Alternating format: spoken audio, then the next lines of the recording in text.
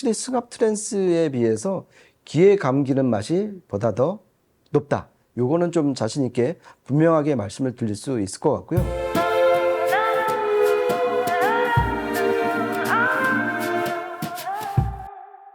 안녕하세요. 오디오 평론가 김편입니다. 이번에는 참사운드의 폰앰프 CS1110 리뷰 두 번째 편인데요.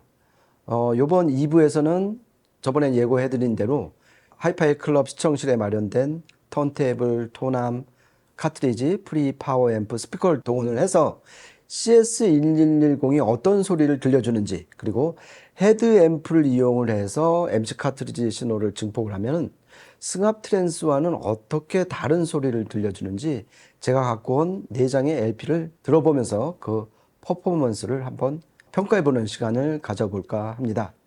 일단 턴테이블은요, 트랜스 로터의 벨트 드라이브 방식의 턴테이블인데요. 스트라토 네로. 지금 보시는 것처럼 저 두꺼운 플래터가 상당히 인상적인 턴테이블인데요.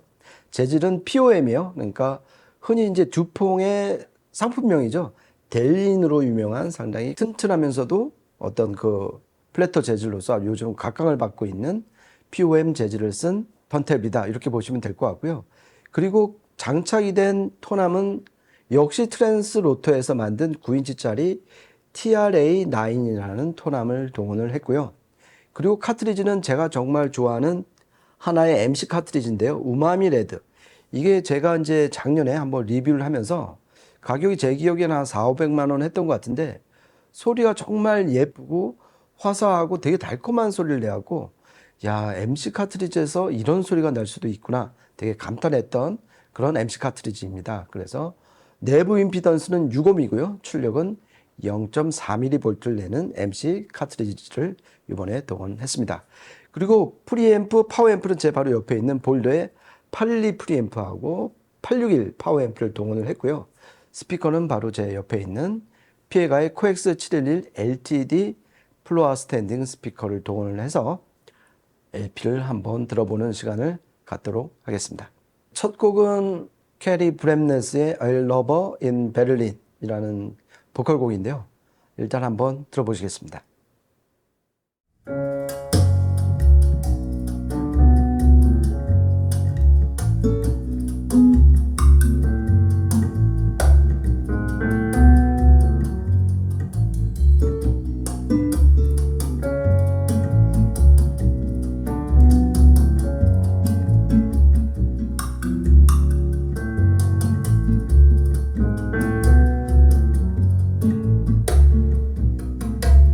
Once I had a lover in Berlin, said a frail old woman at the table next to mine. His voice was like an ancient violin, and he spoke to me. That voice, I believe they call it falling for a man, but this falling made me fly, left me soaring for the sky.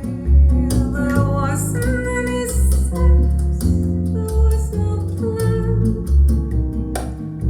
but who would trade this passion for the safety of dry land?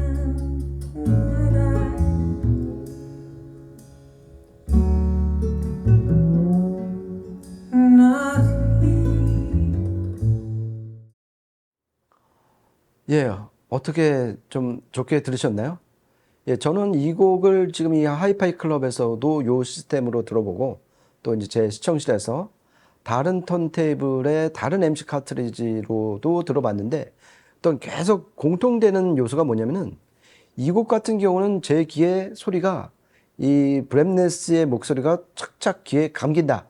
이런 느낌을 받았어요. 요거는 제가 쓰고 있는 그 진공관 폰 앰프는 승합 트랜스 방식인데 확실히 승합 트랜스에 비해서 귀에 감기는 맛이 보다 더 높다. 요거는 좀 자신 있게 분명하게 말씀을 드릴 수 있을 것 같고요. TR로 구성을 한 포노 앰프라서 그런지 SMB가 상당히 높다. 그러니까 무대 배경이 상당히 조용하고 적막하다 이런 느낌을 많이 받았어요. 그리고 아까 이제 제가 그 스펙 일부에서 스펙 시간에 이제 말씀을 드렸는데 주파수 이득 특성에서 좌우 채널이 거의 똑같이 나왔잖아요. 그만큼 좌우 채널이 이만큼 똑같이 나왔다는 얘기는 뭐냐면은 가운데 스테레오 이미지가 또렷하게 포커싱이 잘 되는데 이게 청감상으로 정말 이 브랩네스의 이미지가 견고하고 흔들림 없이 무대 중앙에 딱 또렷하게 맺히는 걸 보고서 야, 이게 괜한 어떤 스펙이나 그래프가 아니었구나. 요거를 청감상 좀 느낄 수 있었고요. 그리고 아까 말씀드린 것처럼 이 우마미 레드는 제가 정말 좋아하는 MC 카트리지인데 좀 이 화사하고 깨끗하고 좀 솔직 담백한 소리가 이 포너 앰프에서도 자연스럽게 구사가 된 것 같아갖고 첫 곡부터 조금 기분이 좋은 청음이었다 이렇게 말씀드릴 수 있을 것 같습니다. 그리고 참고로 지금은 이제 MC 입력을 통했잖아요. 그런데 제가 제 시청실에서 MM 카트리지로도 한번 들어봤어요. 이 CS1110의 MM단 성능은 어떨까? 그랬는데 확실히 기대했던 대로 좀 더 우렁차고 파워풀한 그리고 윤곽선이 보다 더 진한 음이 나왔는데 그러니까 이게 100배 증폭이잖아요. 40데시벨 증폭인데도 좀 더 에너지가 실린 거는 원래 MM 카트리지 신호의 어떤 출력 전압 자체가 MC보다 한 10배 정도 높기 때문에 그 이득이 아닐까. 그리고 헤드앰프가 됐든 승합이 됐든 일단 그 증폭 단계를 하나를 생략을 했기 때문에 좀 더 깨끗하고 정확한 음이 나오는 MM의 이득은 분명히 있다. 요걸 한번 느꼈다는 거 꼭 말씀드리고 싶었습니다. 예. 다음은 정말 명반 중에 명반이죠. 마이클 잭슨의 데인저러스 앨범에 있는 블랙 오어 화이트 이 곡 한번 들어보시겠습니다.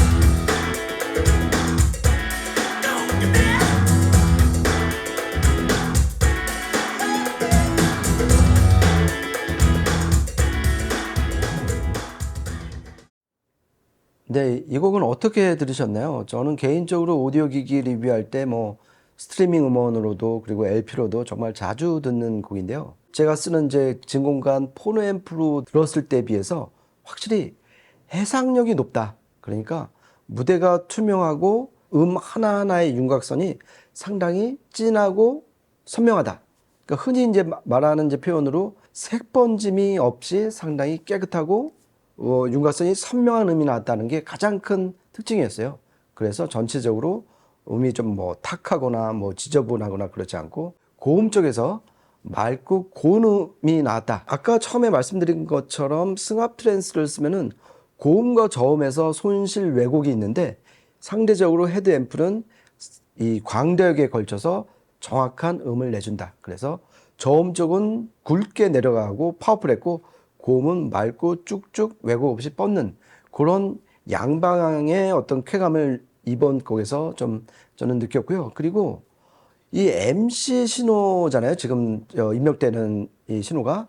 근데 MC의 어떤 10배 증폭은 헤드앰프로 이루어졌지만은 결국 10배 증폭한 신호가 들어가는 거는 이 안에 있는 MM 포노 증폭단이거든요. 그러니까 MC 신호 입장에서 보면은 뒤에서 2차 증폭을 하는 이 MM 포노 증폭이 상당히 리니어하게 광대역에 걸쳐서 플랫하게 정확하게 증폭한 덕을 많이 봤을 것이다. 이게 어떤 청감상으로 많이 느껴졌어요. 그래서 승합 트랜스 효과도 있지만은 이 안에 들어간 MM 포노단의 증폭의 효율이나 어떤 정확성, 리니어리티 이런 것도 상당히 수준급에 올랐다. 이렇게 말씀드릴 수 있을 것 같습니다. 예, 다음 곡은 제가 뭐 오디오 기기 리뷰를 떠나서 뭐 어렸을 때부터 되게 좋아했던 듀크 조단의 플라이 투 덴마크라는 앨범에 있는, 이게 아마 1974년에 녹음된 명반인데요. 거기에 들어간 대표곡 No Problem 한번 들어보시겠습니다.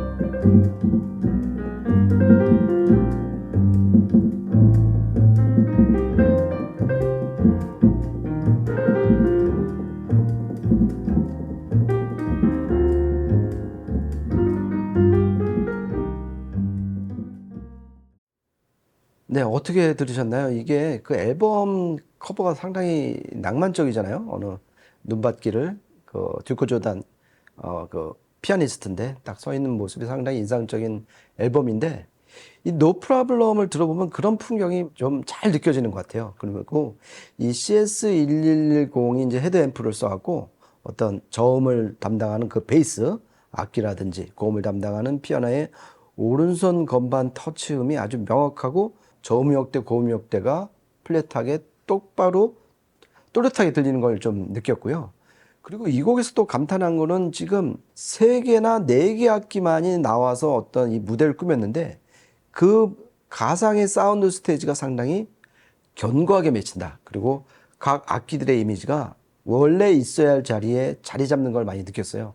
그러니까 이거는 결국 초반 신호를 담당한 이 포노 앰프의 어떤 좌우 증폭이 정확히 똑같이 1대1로 이루어졌기에 가능했다. 만약에 이게 그 편차가 있었으면은 그 사운드 스테이지라든지 스테레오 이미지가 불분명하고 흔들렸을 텐데 이렇게 똑바로 그리고 견고하게 자리 잡는 걸 보면 이 좌우 채널의 어떤 그 채널 분리도라든지 정확도는 상당한 수준에 올랐다. 이걸 다시 한번 느꼈습니다.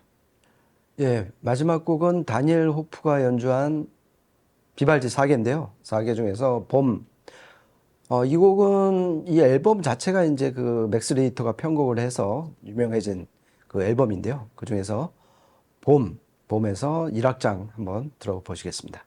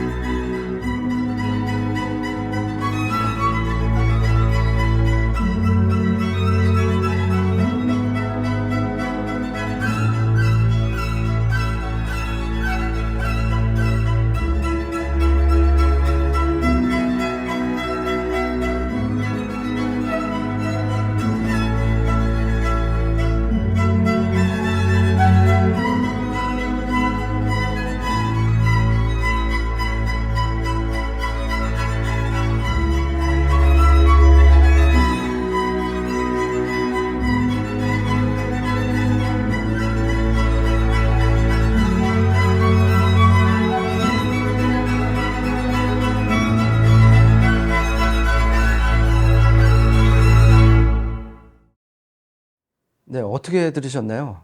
이 스트리밍 음원도 있지만은 이 곡의 백미는 이 무대 앞이 얼마나 투명하게 펼쳐지느냐 이게 관건인데 사실 스트리밍 음원으로 들으면은 아무리 좋은 시스템으로 들어도 LP 때만큼 무대 앞이 완전 개운하고 투명하고 빈 공간처럼 펼쳐지진 않거든요. 그런데 역시 LP로 들으니까 이 무대 앞에 그러니까 저와 기기 사이에 스피커 사이에 막이 몇 겹 없어진 듯한 그런 느낌을 좀 많이 받았고요.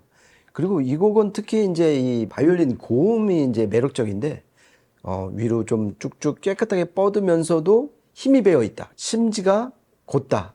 이렇게 이제 표현을 하는데 뭐 약하지도 않고 그렇다고 억세지도 않고 적당히 그 고음 안에 심지가 있어서 상당히 파워까지 느껴지는 고음이었다. 이걸 다시 뒤집어 생각을 하면은 승합 트랜스로는 좀 더 얻기 좀 힘든 그런 음의 어떤 촉감이 아니었나 이런 생각을 좀 해봤고요. 그리고 또 하나 느낀 거는 계속해서 반복되는 건데 이 헤드앰프를 이용을 한 CS1110의 전체적인 가장 큰 시그니처, 가장 청감상 느껴지는 제1의 덕목은 SMB가 아닐까 싶어요. 그러니까 무대 배경이 정말 조용하고 바이올린이 나올 때 보면은 정말 사방이 쥐죽은 듯이 조용한 그런 노이즈가 전부 다 소멸된 듯한 그런 느낌을 주는 게 이 CS1110의 어떤 청감상 메리트가 아니었나 그런 좀 생각을 해봤고요.